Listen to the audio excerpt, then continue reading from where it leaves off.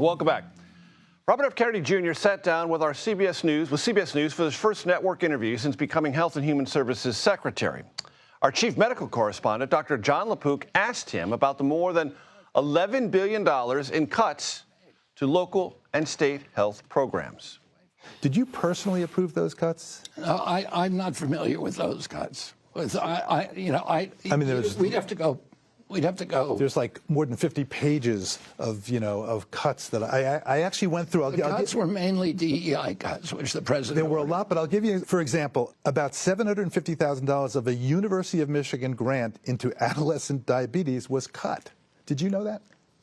I didn't know that, and that's something that we'll look at. Dr. Jon LaPook joins me now. Dr. Jon, what stood out to you in this conversation, and especially when the secretary didn't seem to know about some of these specifics?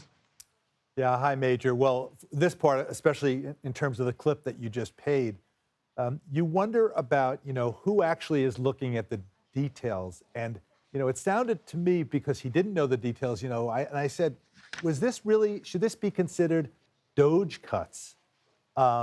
And I think ultimately that is what's going on, and that raises a lot of questions. What is the specific criteria for saying something is waste, fraud, and abuse? And who exactly are the people who are making those decisions? Because, for example, you're talking about making all of these cuts. He is very big, and correctly so, on decreasing chronic diseases. So chronic diseases, obesity, and diabetes. And specifically, he mentioned childhood, adolescent diabetes. Well, I went down this list of things that were cut. I mean, my eyes were blurry. It's more than 50 pages, and they're very, very small type.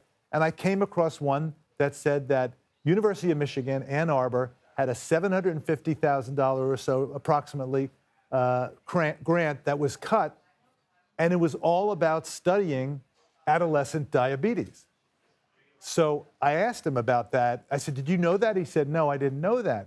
And so it made me think, okay, so it's somebody else making these decisions. Is it somebody at Doge? Who? How old are they? Have they had a biology class? Are they able to have the kind of scientific expertise to be able to go line by line and say, oh, yeah, I understand what that is, and thumbs up or thumbs down? So a lot of questions to me. And there's an ongoing conversation and situation in our country, Dr. Jon LaPook, about measles. And you asked the Health and Human Services Secretary about the measles vaccine. Let's play that sound.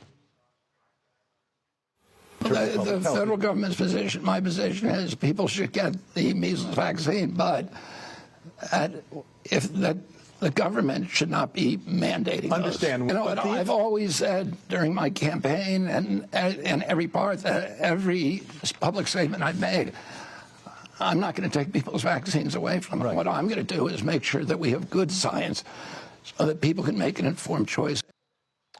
What is your takeaway from that interaction with Robert F. Kennedy Jr. on the measles vaccine and the situation that's playing out nationwide?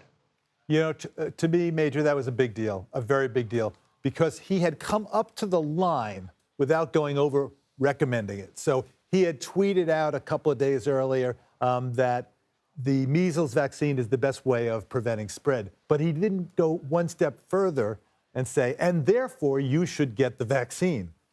I talked to him, we went back and forth. I talked about how Senator Cassidy had tweeted out something about a couple of recent deaths from pertussis in Louisiana, whooping cough, and that led Senator Cassidy to say, who is a physician, of course, to say, to parents, please protect your child with a vaccine. So I said to him, would you consider making a similar statement about measles? And that led him to then say yes. And to me, that was big news.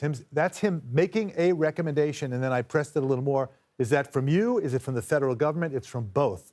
So for me, that was a big deal that he made that recommendation. Of course, there is an ongoing measles outbreak, and the best way to prevent it from spreading further is with the vaccine. I do want to say one thing and that I was very much appreciative of, which was the tone of the conversation we had.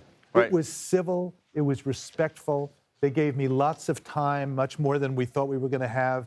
There was a lot of back and forth. He was listening. He was responding to things that we said to each other. I believe we're going to put the entire interview out online for people to see that, to really get more of a sense of the nuance of that conversation. But They will hope want to see more. that online fully whenever it becomes available. Dr. Jon LaPook, thank you so much for your time. Take care.